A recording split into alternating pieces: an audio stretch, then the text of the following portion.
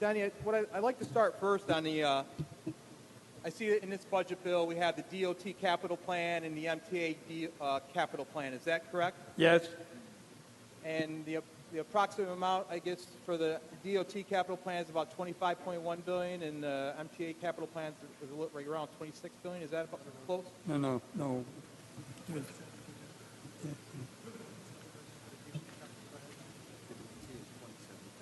It's $27 billion for DOT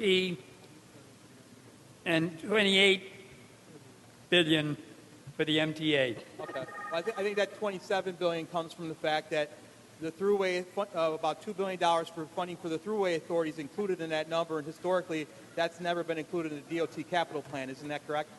That's correct. All right. Thank you. Having a hard time because we've been going through the briefing on this bill and then, of course, the capital bill, so I know the capital bill is coming up. But one question I did want to add, and we talked about this last night, when the governor and the mayor announced the MTA capital plan agreement last October, there was language that they agreed to that they would not divert any funds from the MTA budget to be used for other purposes. It would have to be dedicated to the MTA. Does this bill, is it here, does that ensure that they're not going to divert those funds away from the MTA capital anymore? Yes. It does? Yes. Does the DOT capital plan have similar language that says we're not going to divert any funds from the taxes, fees, and assessments, the nearly $5 billion that come in every year? Does the DOT capital plan offer the same protection for those taxes, fees, and assessments, so it's not going to be diverted from the capital fund and can't be used for other expenses like DOT snow and ice removal or Department of Motor Vehicles? Does that have that same guarantee as the MTA plan? Yes. It does. Where does it? Because it's appropriated. It's appropriated. Yes. All right. Anyway, I beg to differ. Anyway, let's go to the capital plan a little bit because I don't see it in here, and there's different reports. I've talked to some of my colleagues in the chamber who said that there was an increase here, and I also see reports from the Senate. And I know the CHIPS portion of the budget is in the capital plan, but I wasn't sure where the language is because the governor had proposed a Pave New York and a Bridge New York program, but I don't see, our staff didn't find, I don't see any language where it talks about a Bridge New York or a Pave New York program. Can you identify, is it in this budget or is it a different budget, and how is that money delineated?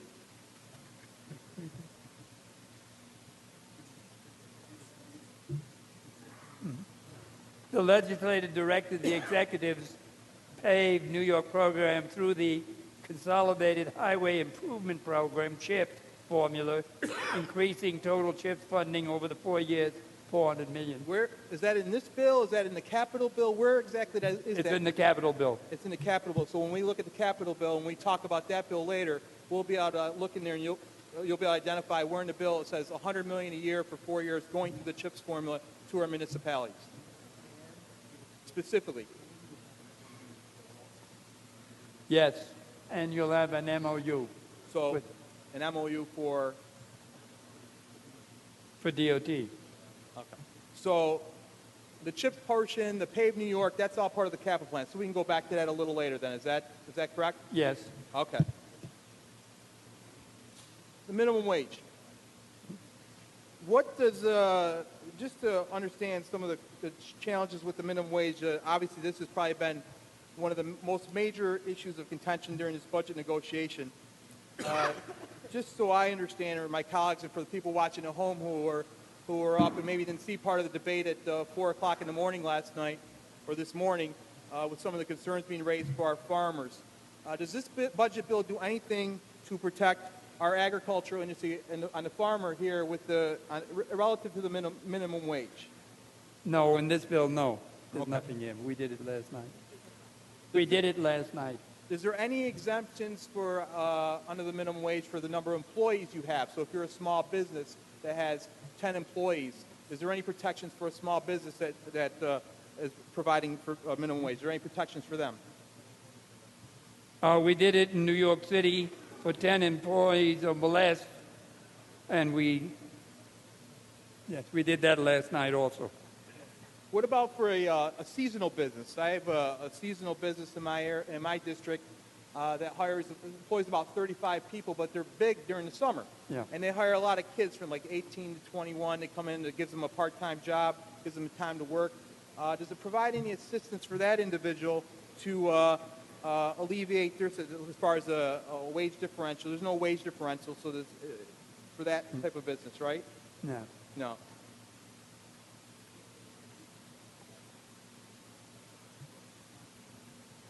Mr. Farrell, when we were talking last night about the agricultural side of this minimum wage increase, we talked a little bit, and again, that was at 4 o'clock in the morning, when we talked about farm labor costs. And are you aware of the projections that Farm Credit East did in the report that said what the increase in the minimum wage would do to their farm labor costs? No, I haven't. The farm labor costs, according to Farm Credit East, would increase the labor costs for our agriculture industry by anywhere from $387 to $622 million by 2021. Do you accept that? No. Okay, I didn't think so. Well, Farm Credit East has done a study saying that it's going to increase their farm labor costs by anywhere from $387 to $622 million. Are you aware right now what the total labor costs in New York are as a percentage of net cash farm income? Do that again. Are you aware what the total labor costs in New York are right now, currently, as a percentage of net cash farm income? No, we don't have that. 63%. Do you know how that compares to the U.S. average right now? No. The U.S. average as a percentage of net cash farm income is 36%. So already New York, for farm labor, is almost double what it is for the U.S. average, based on those statistics. Yes. So, and net cash income is basically the amount of money families have to pay their living expenses, repay debt, invest in new equipment, buildings, and livestock. So we're looking at a 50% increase in their labor costs, and that's going to reduce their net farm income by 31.8%. We talked about the price of milk last night, or we talked about our grape growers, because the governor talks about how they're trying to help the wine and grape industry. How are we supposed to? What am I supposed to say to my dairy farmer or my grape grower in my district when their farm labor costs are already higher than the national average, twice the national average, and yet now we're going to propose this a massive minimum wage increase with no protection? What am I supposed to say to them? How are they supposed to survive? No, first thing, I think you overdo it when you say massive. It's not massive. A matter of fact, we realize what we said, and so for those reasons, we are not making the farmer have the exact thing that is like the person in New York City. So we are taking and worrying about what's going to happen. And when you're talking to them, you should find out how many people do they have that come under the cap problem. In other words, I know farmers are nice people, and they probably do a good job of paying. And what we've said, and I said last night over and over, is that we've found that more people, that the farmers, more of them don't have problems in terms of the amount because they're already over the $9 and $10 numbers, so they're not in that much trouble. Well, I mean, they're in trouble, but not because of that. I guess we could differentiate on what the use of the word massive, but I guess when I look at the existing labor costs as a percentage of farm income, which is already 2 times the national average, and then we're proposing to increase their labor costs anywhere from $380 million to $620 million, that's a 40% increase. If it's not massive, isn't it significant? Yeah, if those numbers are correct. We should have that debate 2 years from now, and we can check it and see how it is. Well, I'm sure what you'll see 2 years from now is you're going to see a continued decline of the family farms in this state, because according to that report also, I don't know if you're aware, right now they say there's about anywhere from 1,300 to 2,000 profitable farms right now that once this proposal goes into place, those farms will go from profitable to a loss. We talked about last night where the price of milk, and it was around $17 per hundredweight, and now is already under $14 per hundredweight. A dairy farmer explained to us right now that based on the $1,700 per weight, when we had a meeting with these guys a few weeks ago. They said for one cow, they lose $3.50 a day. So if you have 100 cows, losing $3,500 a day every day for the whole year. That's That's over that's a significant amount of money. They can't increase their price of milk. That price of milk, the grapes are controlled. So what are we supposed to do when they're losing that much money every day over the course of the year? The only thing they have to do is the equity in their property. And what do? They have to borrow and borrow. So they're not, you saw from the net cash flow income, I mean, right now the net cash farm income is just, it's already eating away. And we've already seen a decline of the family farms. And now those farmers provide food to our constituents wherever they're upstate New York or in the city or Long Island. What are we supposed to do? The agriculture community is supposed to be the number one industry in our state. It is the number one industry in our state. What do we say to these family farmers? Well, what we say to them is, as we did 2 years ago, and we helped you when there was problems, because before any of this happened, farmers have been having trouble, part of it having to do with how the milk is determined, Right. the price and everything that we had nothing to do with, and they have been in trouble for a long time. And we decided then to help them by giving them property tax cut of 20%, which helped a little bit. And we will continue to work to help them.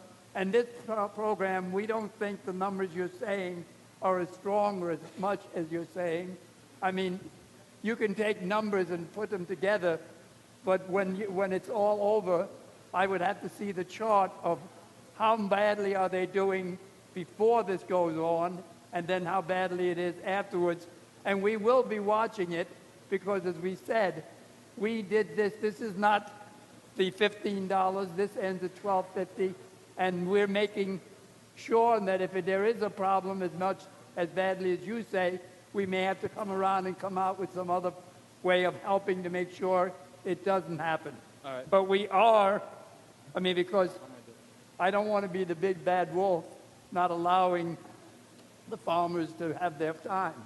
I think we've been working, as you have, to make sure we can do everything to keep them functioning, because I enjoy their milk, you know. So it's important. Danny, what about our not-for-profits? Is there any assistance for our not-for-profits that are that dependent on Medicaid reimbursement? Because I'll give you an example. I met with one not-for-profit when this was going on. Their annual budget is $7 million a year. Provide critical services to the disabled in my community. They said this budget would increase their annual budget by $1.5 million.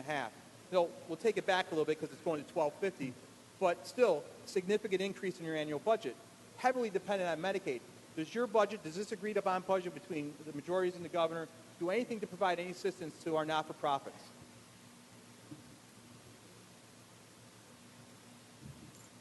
The budget provides $35 million to support labor costs related to the first year of minimum wage increase for programs of services that are funded by the state, including home care and personal care workers of about $24.4 million, direct care workers $7.5 million, and other service providers of about $3.8 million. So you said $35 million? No, I didn't. I said 3.8 and 24.4 million. 3.8 and 24.4. Yeah, no. Let me do it over again just to make sure. Home care and personal care workers with 24.4 million. The direct care workers with 7.5 million, and other service providers 3.8 million. Just to put that in perspective, the estimate we had from our not-for-profit industry that just the first year alone of the minimum wage increase on them would be about a $135 million hit. So that, even though you're claiming, and I know you have your numbers and we have ours, and I'd probably question some of your numbers, because if that's discretionary funding or if that's built into the actual formula through a Medicaid reimbursement, do they have to apply for it? I mean, if it's not in the Medicaid reimbursement, that can be challenging. Same thing with our hospitals and nursing homes. Anything in the formula to provide any assistance for our hospitals and nursing homes? Well, they're part of the other service providers, the 3.8.